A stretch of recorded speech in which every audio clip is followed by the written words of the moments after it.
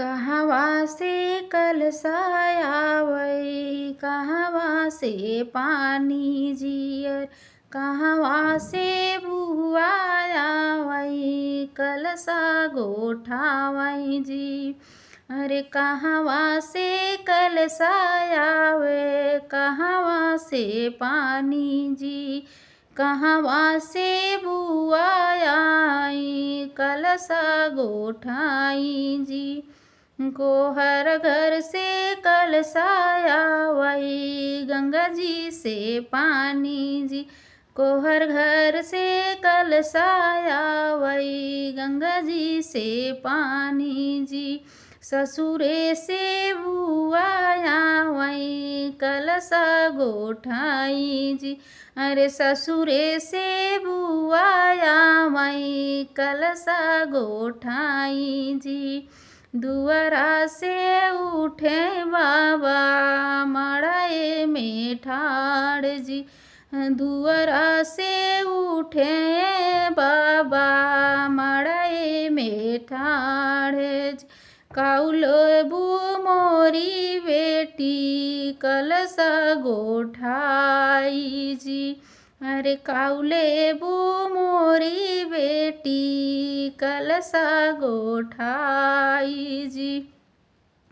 इतनी बचनी सुनी बुआ मुस्काई जी।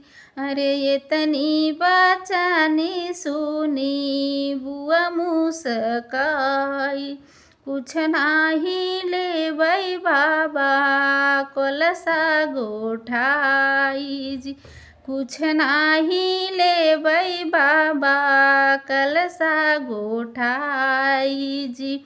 बनल रहे हरदम भैया भतीज जी। भरल रहे हरदम मड़वा हमार जी। अरे बनल रहे हरदम भैया भतीजा भरल रहे हरदम मड़वा हमार जी।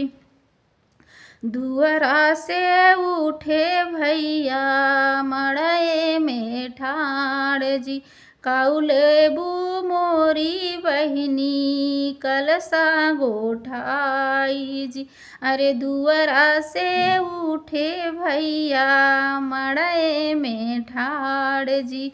काउलेबू मोरी बहिनी कलसा गोठाई जी।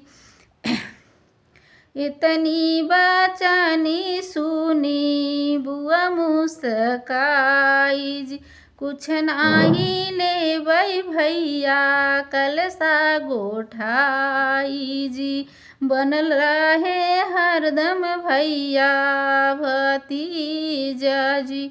भरल रहे हरदम मड़वा हमार जी। कहवा के कलसायावे कहवा के पानी जी। कहवा से बुआयावै कलसा गोठाई जी। रे कहवा से बुआयावै कलसा गोठाई जी।